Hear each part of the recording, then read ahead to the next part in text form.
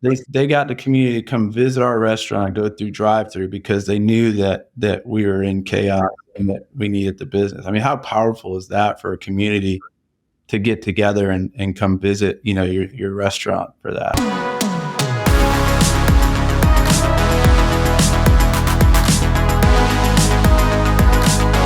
What's up, everyone, and welcome to the Local Marketing Lab, where you get real-world insights from industry pros to help you drive local revenue and local growth. This podcast is brought to you by Evocalize, digital marketing tools powered by local data that automatically work where and when your locations need it most. Learn more at evocalize.com. What's up, and welcome to the Local Marketing Lab. Today's guest is super exciting for me personally. Great, solid person. Met a few weeks ago at an event. He's got more than 20 years focused on operations within the restaurant industry. He's an avid golfer, a huge Niners fan, and loves long walks on the beach.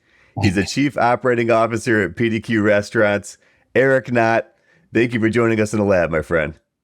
Thank you, Justin. It was an incredible time in Louisville, meeting you, hanging out with you guys. And the long walks on the beach don't happen as often as I would like them to. And unfortunately, after the last couple of weeks, it's been a hard road as a Niners fan. We started off well the first 5 weeks, but going into the bye this week, so I'm pretty hopeful we'll come back and get to it. And the golfing, I love to play. I just really wish that I had more time to do it so I was better.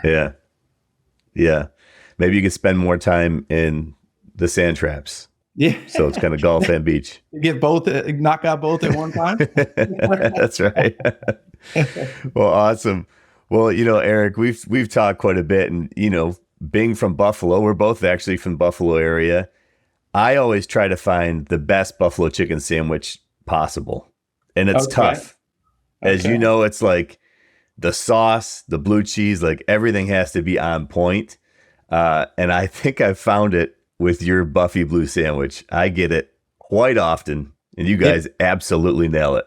It's incredible. We launched that sandwich probably maybe 3 years after we started the concept. And, back in, I guess, end of 2010, it was a craze. The Buffalo scene for me and you, it was always a thing, right? I mean, I grew up eating, you basically are born in the buffalo sauce in your bottle, when you're an infant. But, we launched that, and it's a very, very simple deal. It's half buffalo, half blue cheese. We toss our tenders in it on a brioche bun with iceberg lettuce, and it just hits all the marks. And but it's very, very popular amongst the guests for sure, and I'm glad that you enjoy it. So, quick question though: Anchor Bar or Duff's? Yeah. Which one? Say it again. Anchor Bar or Duff's? Which one has a better name? I don't know. It's been a while, but probably Anchor Bar. Yeah, me too. Same. Yeah. I don't get back as much as I'd like to, but the food scene there is incredible. I just remember there being I was there till I was about 20. And those last couple of years, it was like you had the freedom to go and try your own things as you're driving and everything like that. And there's a lot of good restaurants back there. Yeah, I have this rule. I only go back between May and September. For good reason. No snow. No snow. That's why I moved to North Carolina. That's right. Oh man.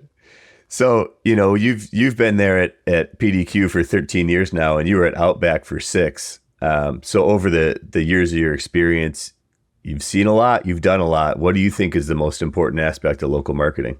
All right. Well, Outback was actually 12. I think. You might have been some years there. So I guess we'll start from the beginning. Outback in the early days, late 90s, 2000s, and probably before I was there, they really figured out the overall strategy behind having a GM, operator, managing partner. At Outback, it was called managing partner. Here at PDQ, as we call operating director. But they figured out this unique niche to where they could find somebody, put them in place for 5 years under contract, and from a grassroots local, everybody's got a different term, local store marketing, grassroots, but the overall objective there was that they became the mayor of that community. And, over the years, I remember doing everything from golf tournaments to cooking on site at middle schools or elementary schools, or raising funds, for this cause or that cause. And, we were so successful with that over at OSI back then that it was already ingrained in our DNA. I remember being a line cook and going off on these events and having so much fun. Fast forward, 5-6 years, and when I became managing partner, it was one of the most fun things that we had within our culture, is to be actively involved in the community.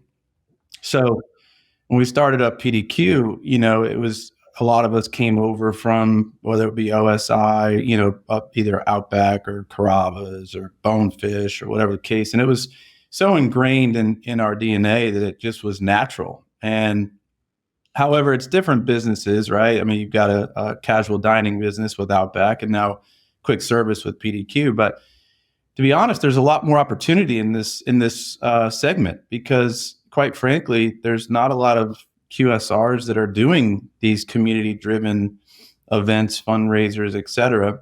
I know there may be that I'm not aware of, but my point of it is we have much younger consumer, right? And you get a lot of elementary kids and middle school kids, high school kids, et cetera. So it really opens up doors that weren't there at Outback. But a long-winded answer to your question. I know, Justin, I can get lengthy, but the most important thing, I think, truly is trying to be a part of that community that restaurant is in.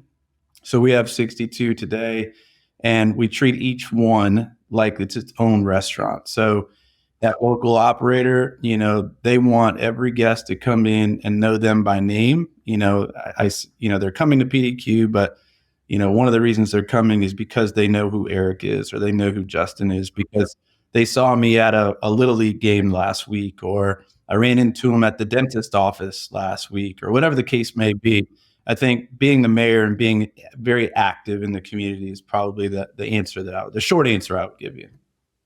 Yeah, for sure. I love that. Comparing it to the mayor, it makes total sense. You want to get in front of as many people as possible, shake as many hands as possible, all while getting your product out there in a way that ties to things that people love to do. Little League games, they're associating that with your brand.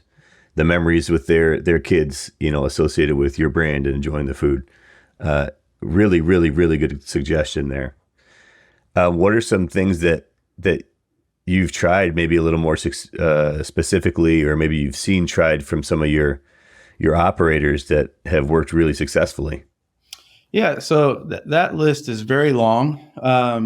I'll just run through a few of the most successful. So we do differently with different organizations. So with schools, a lot of schools, they have a lot of things going on. And as you know, they're underfunded, right? So we try our best to be involved with those schools. And so we do things from, spirit nights or spirit days, where that's all the teachers and parents have to do is just come have a meal with us, and we'll kick you back, upwards of 20% of whatever the sales are for that day in that location. Or we go out and do a PTA meeting, and we cater their lunch, and they give us, 5 minutes to talk about the brand. And then you go over to like the churches, right? Again, churches, they have small, big congregations. They're people that are in your community. They do all types of things, on a weekly basis, whether that's youth groups things or on Sundays, they have typically places where kids can go away and have a little group session, right, while the parents are doing. So with churches, there's a lot that you can get involved with.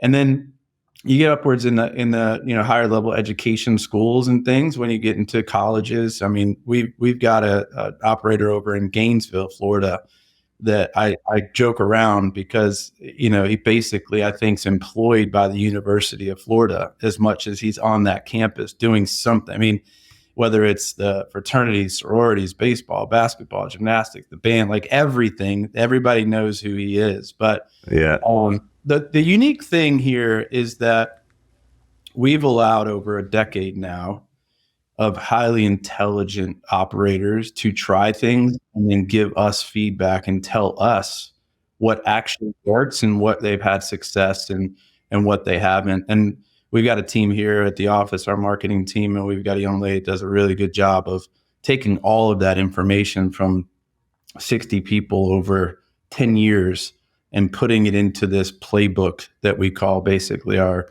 grassroots marketing playbook. And then what we do is if we have to hire someone that's outside of the PDQ brand to run one of these restaurants, they go through training and education on this side of the business. No, that's very cool. So I like that you give free rein to your operators. It's like you said, like you hire smart people, let them go and try things. And I think the important part there is to try. I think for those who are listening, don't let yourself get in the way of your own success. Like you're not going to find out what works with your audience unless you're out there trying new things and innovating. You're going to have a playbook of things that work really well. And then you're also going to hear suggestions from other folks, your counterparts at different locations, things that work well. Try what they're doing, but also don't be afraid to try what, maybe nobody's done yet. You never know what you're going to stumble into. Well, don't fear failure, right? I mean, failure is just an opportunity to do it again and do it better, right? At the end of the day. So, and you never know who you're going to meet and what that may end up turning into. You may go to a little league, game where there's not a whole lot of people interested in what you're doing or what's going on, but you happen to just meet one person that runs an organization that you're going to work with and is going to be wildly successful. So it's not necessarily all about every single action that you do, getting some type of either relationship or return on. Yeah, I think one of the biggest probably missteps with, getting involved with local grassroots is that thinking that because I do this, I should get this. And that should never be the leading indicator of how successful you are. Your goal should really just be a part of the community, be there for when they need you. And I guarantee you they will support your business. 100%. Yep. Exactly right. It's never one and done. It's the same thing from a marketing standpoint. Like if I'm running a campaign or trying to nurture folks, it's never just one touch and I sell the deal. You have to be in constant communication. You have to stay top of mind through constant engagement. So when they're ready to make the choice to go get something to eat, for example, they think of PDQ because they've seen you 20 times at the different events and they've had your free samples or their kids like the food or whatever. The other thing that I do like about PDQ is we've got 4 kiddos and it's a place where we can go and everybody's happy. Everybody has an option, and it's not like pulling teeth trying to get the kids to eat something they don't want to eat. So as long as everybody likes chicken, we've got you covered. That's right. That's right. I think, I do think you get a lot of no's, right? I mean, it's not giving up, right? I mean, some people have budgets, some people have calendars. Like it's not always going to happen when you want it to happen. And I think that's very important to realize. I do want to, there's 2 examples of how, local store marketing can actually, help your business. We had during COVID, right? We obviously, all of us were just, what are we going to do? How are we going to stay in business? We have 3,000 team members to worry about that need to stay employed. Like everybody knows, it was mass chaos. But that same restaurant I was referring to in Gainesville, the community actually got together and threw a spirit night for us. They got the community to come visit our restaurant, go through drive-through because they knew that we were in chaos and that we needed the business. I mean, how powerful is that for a community to get together and come visit, your restaurant for that? I mean, that's incredible. I was shocked. And then the other example is you think about some tragedy that may happen, right? As everybody knows, in Florida, we're threatened by hurricanes on a yearly basis, right? And a year and a half ago, we had a pretty bad one. And we reached out to all the utility, guys and the rescue teams and you just want to be involved. They're away from their family. They're gone for weeks, and fed them and made sure they had water and food. And we have power. So, if you want a place to just come hang out, get away for a little bit. But anyway, that was just out of goodwill. And now every year after that, so it's been 2 years, all those electrical utility companies, they call us every time there's a scare, like, hey, we want to bring, 200 people in. Is that okay? So again, relationships. Yeah, very good, man. Those are good examples. What are some things for someone who may be struggling to hit the goals of their business, whether they're trying to drive traffic or drive revenue, drive online orders, whatever? What are some things that you might suggest that they could try doing today or this week to start turning that trend around? Well, so you have to start somewhere, and it can be overwhelming, I think, for most people, because it's like, oh, well, he talked about schools and churches and colleges and this, and like, oh my God, where do I start? Yeah. You got to start by organizing yourself. I think that nowadays there's incredible information out there online. If you're like, oh, how do I contact this high school? I can't just show up because they're not going to let me on campus. Who's this weirdo? Yeah, exactly. So, I think probably getting a contact list, like a heat map together. Okay, so within my business, within 5 miles, I have 3 high schools, I have 4 middle schools, I have 2 elementary schools, I have these churches. And then you look them up online, all online, all the contact info is there. So you start organizing, okay, these are the churches, schools, and large businesses I want to go to. Here's their contact information. And then I start reaching out. And it's not like, hey, would you like to place a catering order? You can't start there, right? Like, hey, I've noticed you're only 1.5 miles from me. We do a ton of, partnerships, and we just really want to be involved. And if you have anything coming up, right, just think of me, and I'd love to meet you either there or at my restaurant, et cetera. But I think it starts just by getting out of your comfort zone, organizing, what you want to go after or who you want to have a partnership with. And then don't be salesy. You can't be salesy. Like that's not the goal here. The goal is to build a relationship. And if you send a note or call 100 people, you should be happy if one person gets back to you, one person. And that's progress, right? So then tomorrow I may reach out to 100 more.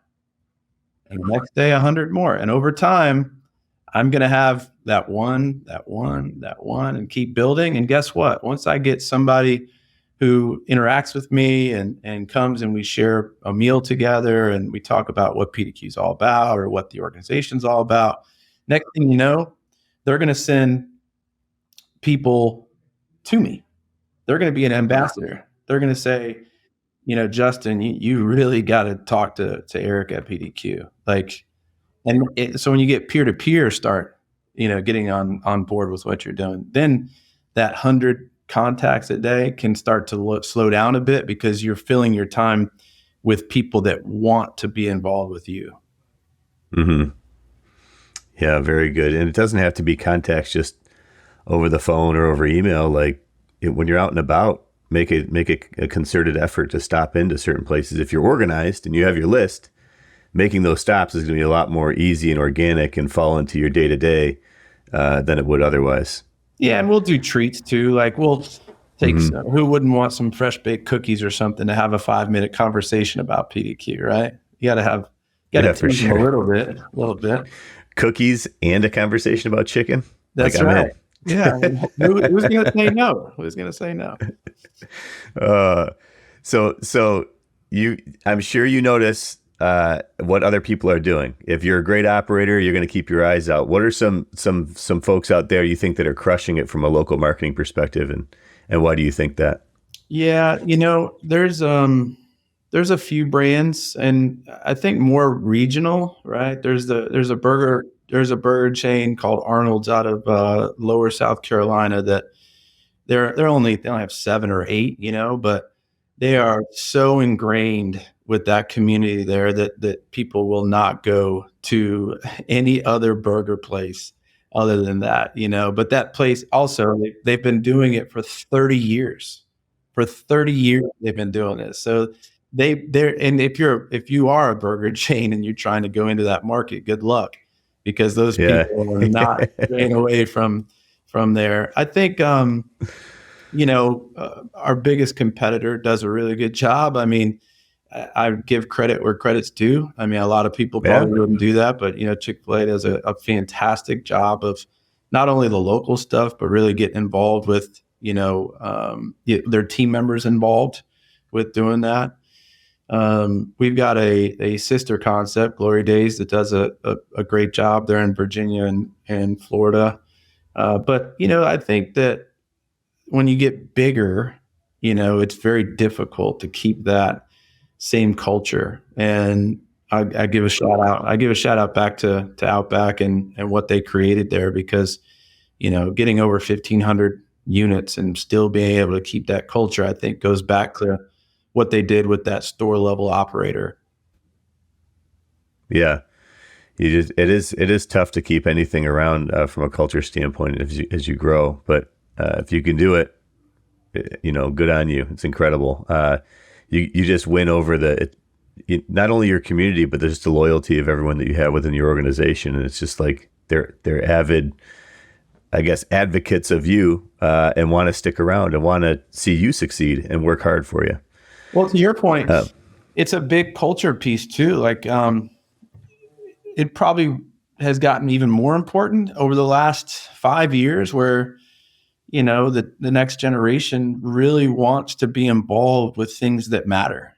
So when you go and you're helping schools and churches and things like that, it helps from like a retention standpoint, right? People don't necessarily go after, I'm going to make $1 more an hour if I go over here. But you know what? These guys like really care about the culture. They care about the community that they're in. So it helps with that too. 100%. Hey, so earlier we talked a little bit about how you were a Bills fan growing up. And then no longer, I mean, that's to Bills fans, it's a little sacrilegious. I know. So, all right. So first of all, let me start out with, the Bills are still number 2 on my list. Okay. I would be disowned from my family if I didn't say that very clearly. But, I was really getting into sports around late 80s, early 90s, and it was disheartening watching 4 Super Bowl appearances and losing 4 times in a row. That as a younger, sports advocate, I said, this, I can't do it anymore. And same.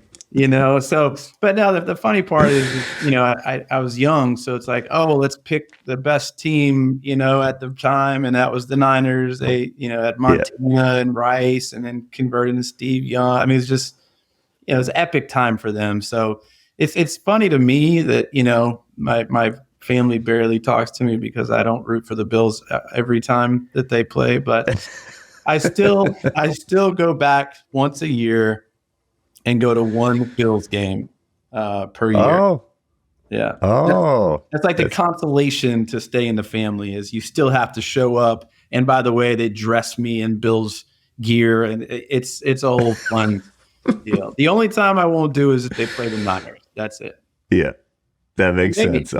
Maybe we see a Bills Niners Super Bowl one day. That'd be great. That would be pretty cool. Yeah, I had the same experience growing up with Jim Kelly. It was like, it kind of ruined it for me. Yeah. And I honestly don't even follow football that much anymore now, all because of Jim Kelly. He scared you away. Yeah. Well, you know what? I'm surprised that you haven't been scared away from golf, because as you say, you're an avid golfer, but it seems to me like you can never hit the ball. You're just striking divots. That's awesome right there. That is great. Yeah, I need this photo. Yeah, send me this photo. I'm going to blow it up. I'm going to blow it up, put it next to Petey behind me. That's right. The only way that you can replace these divots is if you actually know how to lay sod. That is awesome. That is great. Well, cool, man. Hey, it was a lot of fun having you in the lab. How did our listeners follow you? No, I appreciate it. Thanks so much, Justin. Yeah, you bet. Where can they follow you on social media? Where's your best presence? Yeah, I would say, we're active Facebook, TikTok, Instagram, LinkedIn. It's all, at EPDQ. So right now, probably focus a lot on TikTok and Instagram. That's pretty popular. Very cool. Yeah, those are good channels in the restaurant industry. Growing up in the 80s great, and man. 90s, growing up in the 80s and 90s, though, I'm not as active on those things. Same with me, man. I don't even have a TikTok account. Good for you. And I'm in marketing and I don't have a TikTok. I actually stay away from a lot of social media other than LinkedIn. Yeah, that's a big one. It's just, there's a lot to do and it sucks you in, man. It takes a lot of time. So with the 4 kiddos, I try to stay focused with them, Good for you. Monitor their screen time. That's right. Cause I know they're on it. Yeah.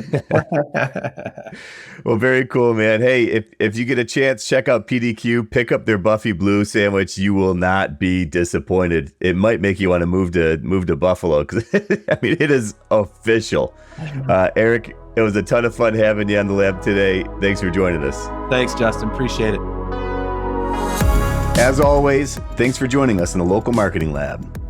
This podcast is brought to you by Evocalize. To learn how Evocalize can help you grow your business, visit evocalize.com. If you learned something new from today's episode, don't forget to subscribe on your favorite podcast platform and follow us on LinkedIn and Facebook at Evocalize. That's EVOCALIZE. And on X at Evocalize Inc. And remember, keep innovating and trying new things. You never know what's going to connect with your audience until you try. And until next time, thanks for listening.